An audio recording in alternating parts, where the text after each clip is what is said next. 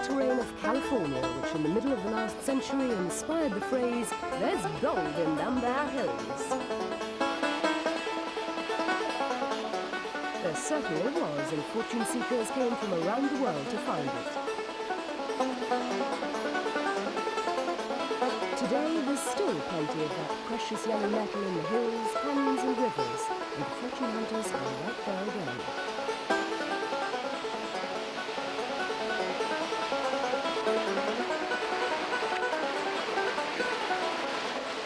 This river flows under Highway 49, or the Golden Chain, where the famous Mother Lode gold vein of the West, the richest vein in the world, attracts all comers. Here, a taste for adventure and a desire for riches is offered by enterprising tour operators. And although customers find more pyrite than gold in their pans, the search is in earnest for the legendary nuggets reputed to be awaiting them. One man, so the story goes, found 8 nuggets worth $140,000. It all sounds so plausible. Gold comes up, falls over, and what happens is water comes over and creates a curl right here. And so naturally the gold's going to get tucked, boom. And if it's smooth like this, it'll slide onto the next crack. But it's not. It's got a perfect trap. Success for lucky campers on one of the many prospecting courses offered. In fact, a sample is almost guaranteed. But just to relive the past is enough for some. I come for the trip. She wants the gold. But then, tell me, can you actually make a living panning gold? Well, I did for 20 years. A good living? Sometimes I had taters, sometimes I had steak. I enjoyed it, the nature, just being out here. It's nice.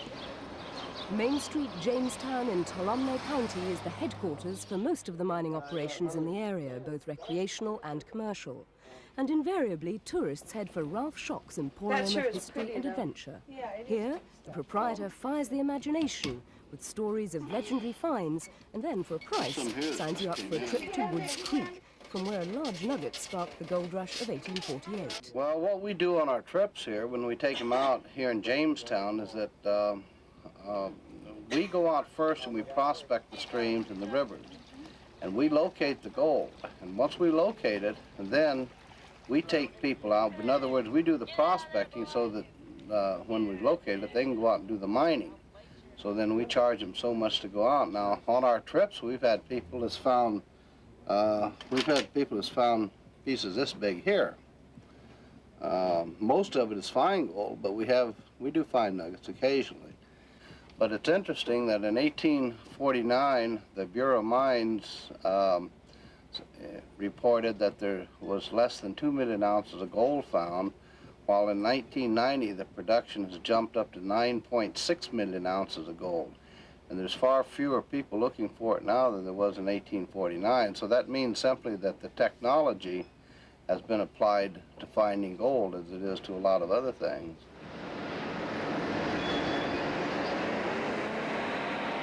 This operation, just outside Jamestown, is an example of mining by modern technology. Its critics are many. 5 mornings a week, the area shakes with a staggered blast from the bottom of the 100-meter deep pit. And every day, about 6,000 tons of ore are carted off to be processed.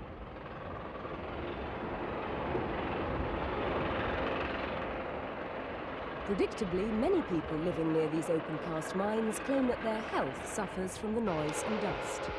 Environmentalists charge that the workings can never properly be reclaimed, that migratory birds have died, and that the volume of water used here is drying up neighbouring creeks and wells. Most of these giant gold mining operations are foreign-owned and pay no royalties, another local bone of contention. But this Canadian enterprise, Sonora Mining Corporation, proudly claims it feeds $7.5 million a year into the community in wages. And this is an industry of big money in all ways. This scum is carrying about 2 ounces of gold per ton. It'll be shipped out in cake form for leaching and smelting in Nevada. And at the end of each year, the rocks from this one pit alone nets the company around $11 million in profit. Little wonder that it successfully resists any initiatives to stop it from operating. Latest objection comes from Fred Stone, who's been happily raising llamas, each worth $10,000, for many years on his ranch at the foot of Quartz Mountain. Now, Sonora plans to turn the hill into another mine pit. Yeah. This is Quartz Mountain behind us, and that's the thing we're fighting for.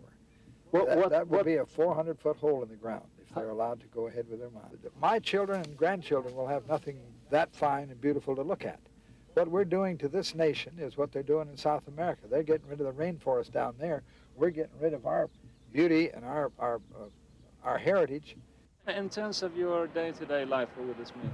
Well, it would mean that I'd have to get rid of my llamas because they can't stand the dust and noise and the explosions and that kind of thing. And we've been raising these llamas now for, this is the 13th year, and we didn't go into it for exercise. We filed a lawsuit, now we filed another, and if the banker doesn't go bald of us rubbing his head, why, we'll keep fighting until we're destitute, I guess, and trying to stop them.